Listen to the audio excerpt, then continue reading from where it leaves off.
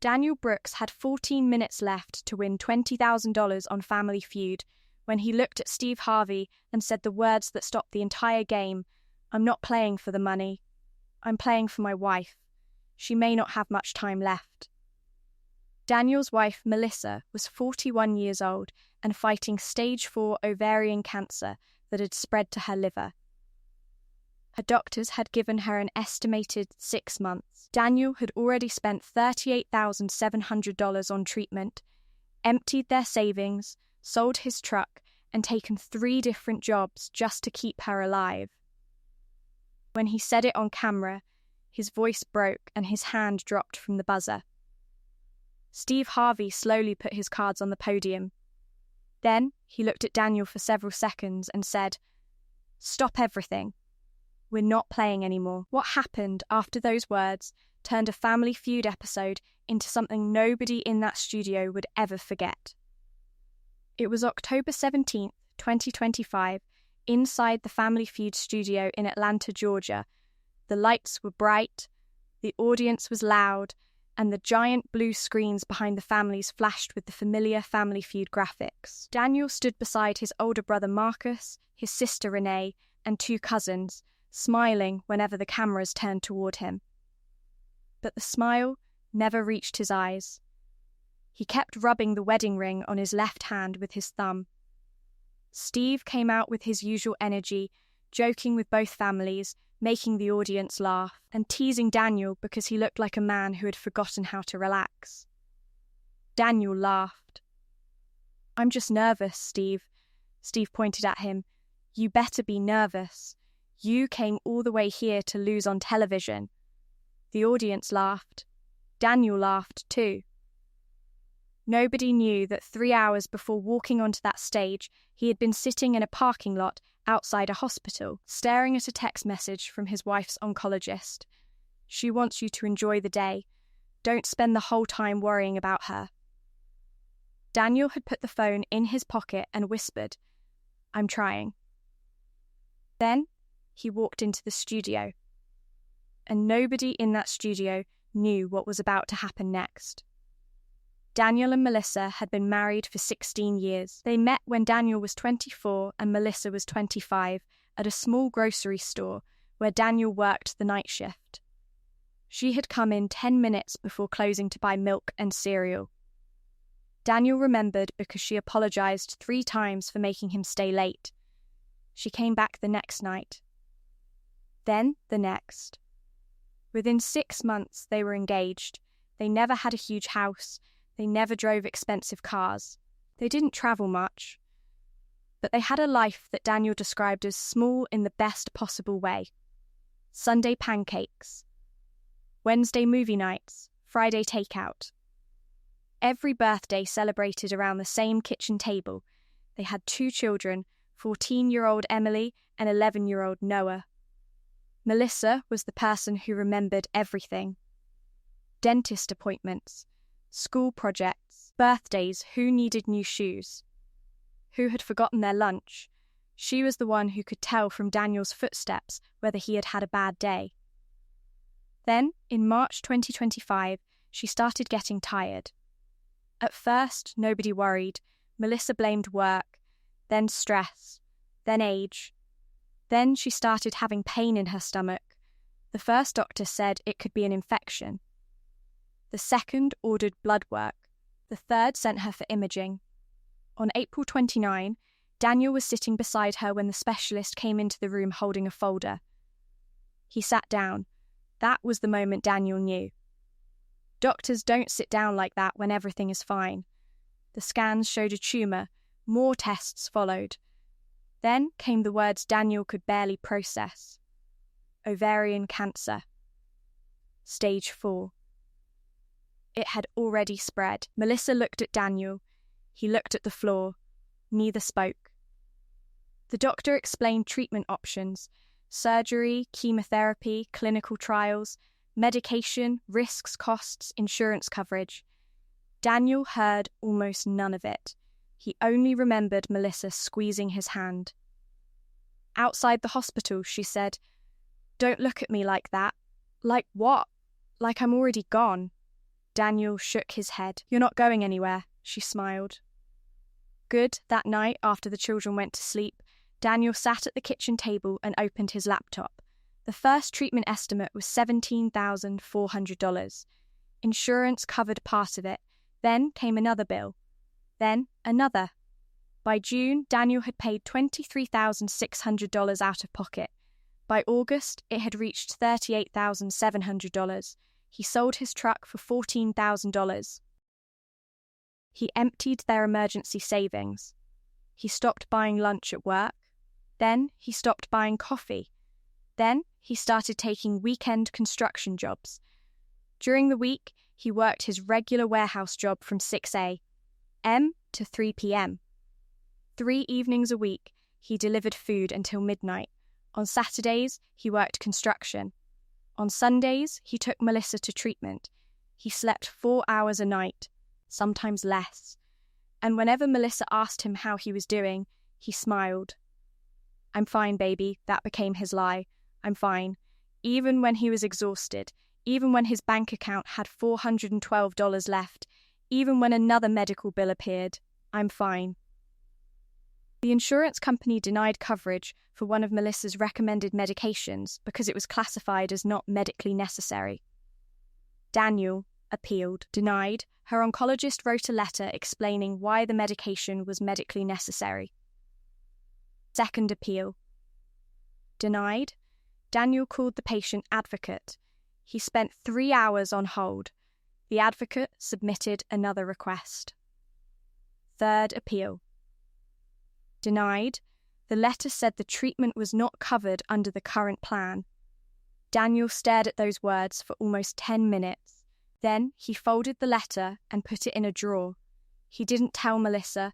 He didn't tell Emily. He didn't tell Noah. Instead, he went to work. One evening, Noah found him sitting alone in the kitchen. "Daddy?" Daniel quickly wiped his face. "Yeah? Are you crying?" "No." Noah looked at him. Then he looked toward the hallway where his mother was sleeping. He walked closer. "Mama, why do you cry when you think I'm sleeping?" Daniel stopped breathing for a moment. The boy had heard her. All those nights when Daniel thought everyone was asleep. All those nights Melissa had turned her face toward the wall. All those nights Daniel had pretended not to notice. He pulled Noah into his arms. "Your mum's just tired." Noah nodded. Then he whispered, "I just want her to stay." Daniel closed his eyes. That sentence stayed with him. A week later, Daniel's brother Marcus suggested something strange. Family Feud. Daniel laughed. "You're serious? You've watched the show forever. We're not a TV family." Marcus shook his head. "You're trying to find $20,000 everywhere else. Maybe this is one door you haven't knocked on." Daniel filled out the application. He didn't tell Melissa at first. When the family got selected, she cried. Not because of the money, because Daniel had finally found something that made him laugh. They started practicing survey questions in the kitchen. What do people put on a sandwich? Name something people forget before leaving the house. What is the first thing people do after waking up? Melissa played along from the couch. She knew Daniel was hoping to win. She also knew why. The $20,000 would cover almost 3 months of one of her medications. So Daniel made her a promise. "If we win, you get to stop worrying about that bill." Melissa smiled. "Then you'd better be good." Daniel laughed. "I'll be perfect." He wasn't. During the first round, he missed an easy answer. Steve teased him. The audience laughed. Daniel laughed. For a few minutes, he forgot about hospitals. He forgot about bills. He forgot about the insurance letters. He forgot about the clock. Then, the game moved into fast money. Daniel had one final chance. One chance to win $20,000. Steve asked the first question. Daniel answered. Second, third, fourth. The audience cheered. Steve looked at the scoreboard. Daniel was close. Very close. Then came the final answer. Steve revealed the score. Daniel had fallen short, not by much, but enough. The audience made the usual disappointed sound. Daniel looked down, his shoulders dropped. Steve started to say something funny. Then Daniel shook his head.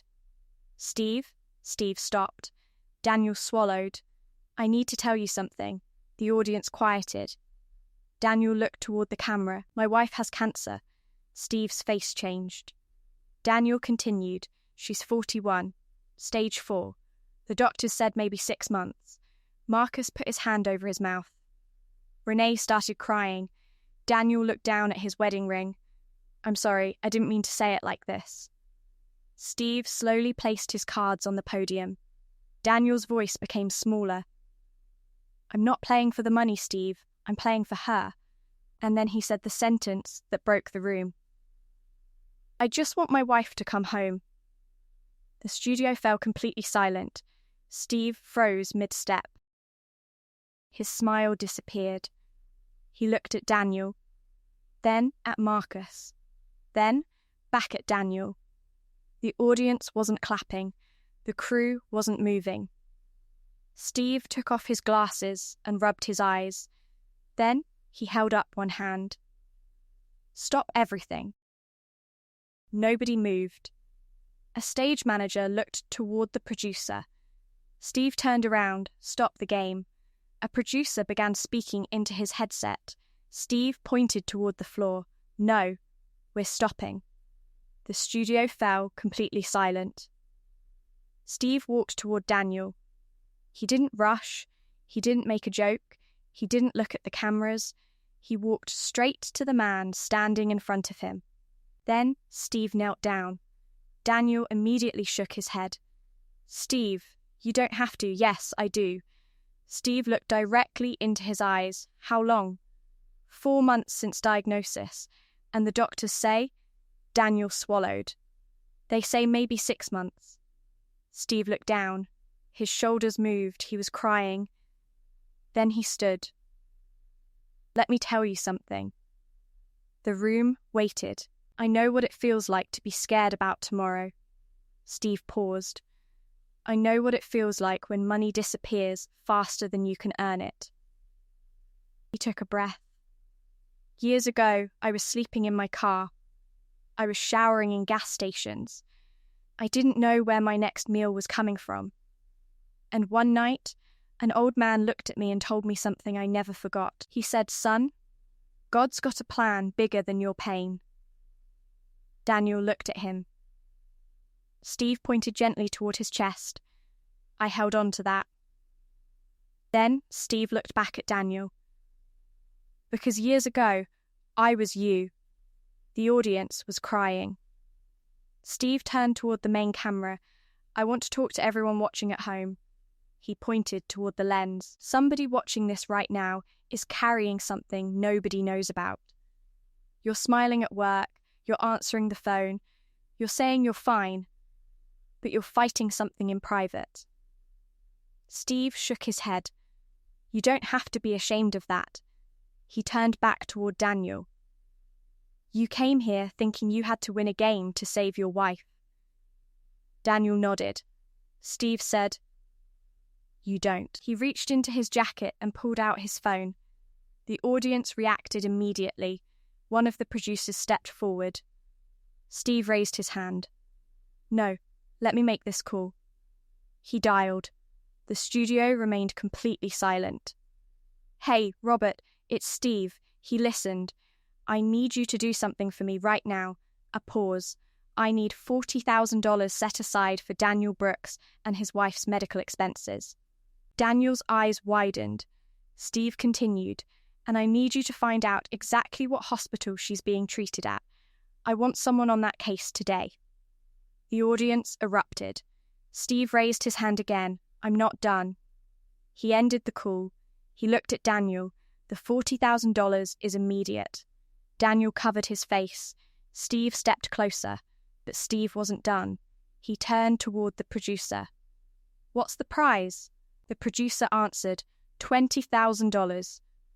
Steve nodded. Give them the $20,000. The audience cheered. Then Steve looked toward the other family, and I want the other family to get it too. The competing family stared at him. The opposing family's mother, Linda, stepped forward. She wiped her eyes. Then she walked across the stage. She reached Daniel. She hugged him. "You take care of your wife," she whispered. Daniel cried into her shoulder. Linda turned toward Steve. "We don't need it." Steve shook his head. "No, you're taking it." Linda looked confused. Steve smiled through tears. "You showed up here to play. You earned it. Both families win." The studio exploded with applause. But Steve wasn't finished. He turned back to Daniel. "That $20,000 is yours." Then he raised one finger. "And the $40,000 is separate." Another finger. "And I'm making one more call." He pulled the phone out again. This time he called someone else. "I need a medical attorney who handles insurance appeals." Daniel stared at him. Steve said, "Because we're not just paying bills. We're going after the problem." The call lasted less than 2 minutes. When Steve ended it, he looked at Daniel. "Your wife's treatment is going to get reviewed." Daniel whispered, "I don't know what to say." Steve answered immediately, "You don't have to say anything." Then Steve walked toward the edge of the stage. He turned away from the cameras. For several seconds, he stood there with his back to everyone. His shoulders moved. The audience became quiet again. A crew member behind the camera was wiping his eyes. The studio fell completely silent. Steve finally turned around. "Daniel?" Daniel looked up. "Go home." Steve pointed toward him. "Go home to your wife." Daniel nodded. "Tell her you didn't win the game." A small smile appeared on Daniel's face. "Tell her you won something better." Daniel laughed through tears. Steve walked over and hugged him. For several seconds, neither man spoke. When the episode aired 5 weeks later, the clip spread across social media. The first 24 hours brought 18 million views. By the end of the first week, the clip had passed 74 million. Then came the hashtag. Letter Stay people began sharing stories about spouses, parents, siblings, and friends fighting illnesses in private. Within 3 weeks, the hashtag had appeared in more than 1 million posts. People began sending donations. A teacher donated $20, a business owner donated $5,000, a retired couple donated $100. Then, something unexpected happened. The donations became bigger than Daniel's family. They became a movement. 3 months after the taping, Daniel's wife had received additional treatment. Her doctors changed part of her treatment plan. She was still sick. She was still fighting. But she was home. She sat at the same kitchen table where the family had eaten pancakes for years. Daniel sat across from her. Emily was doing homework. Noah was complaining about vegetables. Melissa laughed. It was an ordinary night. And that was everything.